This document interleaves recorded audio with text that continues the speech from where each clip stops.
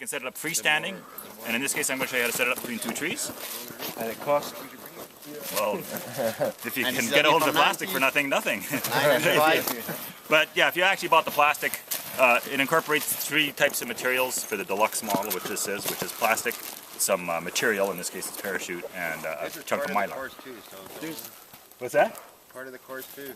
What's that? You were saying it's not part of the course. It is part of the course. Well, no, but the order. Because usually we like to show the Googlophonic Supershelter and then show this as the evolution. Yeah, it's another way of doing it without.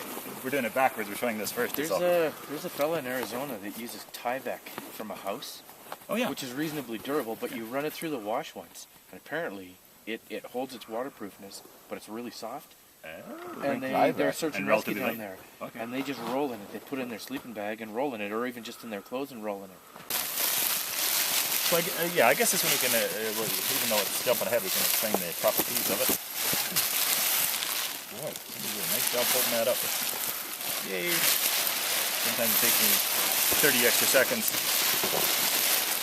So I've probably spent more nights in this shelter in the last 10 years than any other shelter, any other tent, any other teepee.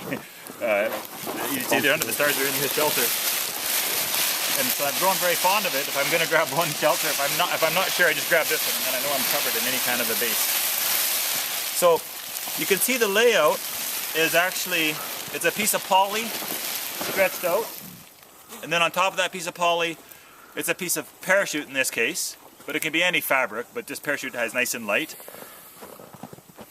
But there's a 6-foot window. Well, I'll just set it up and it'll make sense. I'll just set it up. Probably grass or something in there, I'm guessing. Or a pine cone. Or it could be a pebble. Or it could be a short piece of stick. Or it could be a chunk of rope, a knot in a piece of rope that I've shoved up in there. The knot inside.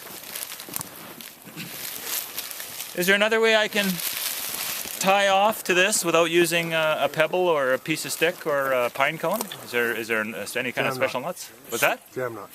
That's what this is a jam knot, exactly, around a little bulb. But if I just wanted to tie to a section of tarp, is there any cagey knots that anybody can think of that I could tie? Sheet bend?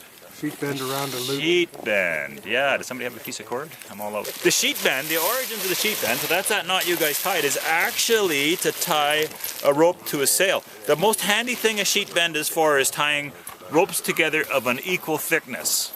So a thin rope to a big rope.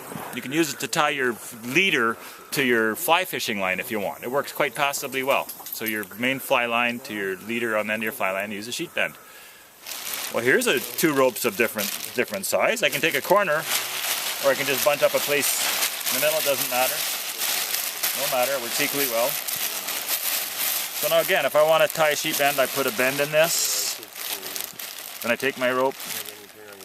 Can I give this a haircut? So maybe not confusing the issue. So I'm going to put a bend in this. I'm going to thread my rope up and around. I don't have to make it slippery in this case, and I'll show you why. Thread through here. And so without any pine cone or any little thing, there is a way that I can very securely tie to a tarp. And if I want to untie it, so I don't have to make it slippery. But there's a little faster way to tie that too. This is interesting because it's actually a jam knot. It's sometimes fun to show the relationship between knots, that they're all so different yet they're all so the same. It's a jam knot and a bowline. You betcha. Did you know that I can take a jam knot and adjust it slightly and it's a sheet bend, and adjust it slightly and it's a bowline, and adjust it slightly and it's 4 different knots actually, and it's really the same knot, just slight nuance. So for a jam knot we put a stopper in the end. We do this, and there's our jam knot that we tied 8 million things up with. I'm going to do the same thing, but I don't need the stopper. That's what makes a jam knot a jam knot. I'm going to open this up a little bit. So this is nothing more than and this, I'm going to show you how a jam knot is actually a sheet bend inverted. I'm going to thread the plastic through here. And I'm simply going to pull this tight and let the rope fold the plastic for me. And lo and behold, what does it turn into? What a perfect sheet bend. Right? So some of the knots you think they're so different, but they're actually just the same thing, just slightly different. Alright, so once again, and to release. So now the quick way of doing that is, so it's simply all I gotta do is take my rope and pull this through, thread this over top of my tarp, and pull this. And bingo bango. This looks like magic, and you got to tie it yourself to understand it. Yeah. To watch someone doing it, it's like someone doing magic tricks. But so your grommets and your tarps, invariably they'll pull out. They just do, right? So this gives you an option to tie even those plastic tarps. You just bunch them up really good, and you use a coarser rope, and you can actually tie the corners off, and even midpoint of the tarp if you want to pull it up. So just to make this more clear, what you're going to do is you're going to start with a 10 by 16 foot piece of clear plastic, and it can be whatever kind you want it to be. Lay it out flat on the ground, and next you're going to put a 10 by 10 foot piece of nylon fabric of whatever description you want on there.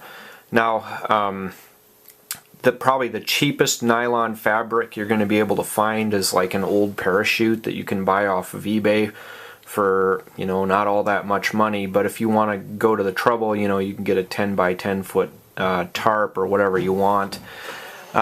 You'll lay that on top of the 10 by 16 foot piece of plastic, and then on top of that you're going to lay a standard space blanket kind of centered where I've got it shown. And it's at the corner of that space blanket that you're going to put your tie downs. So you'll put like a golf ball or, you know, some wadded up grass or something there, and then tie around it on the outside so that you'll have some way to suspend this, and then also it'll hold everything together. Now you'll notice that there's a about a 6 foot overlap where there's just clear plastic, and that's going to be the front of your shelter. To set your shelter up, what you'll do is you'll make a little bed of whatever materials you want, and then set a ridge line over the top of it. You'll tie down the two front corners to a ridge line between two trees as shown. Then the back two corners are guyed out, and you can make this lower to the ground if it's really cold out, and make it have a nice steep angle between the front and the back there if you want to. If there's heavy rain or snow or something like that and you want it to slide off. Then what you end up with is basically a simple plastic shelter with clear plastic at the front. You build your fire one pace in front of that, and the light goes and radiation goes through the plastic and hits the mylar blanket and reflects down on you. Here you can see it from the side. This particular shelter was actually used, and the gentleman who occupied it slept in it for 3 nights and was very comfortable the whole time and hardly ever had to get out and change his fire or reposition or anything like that. It was very comfortable sleeping.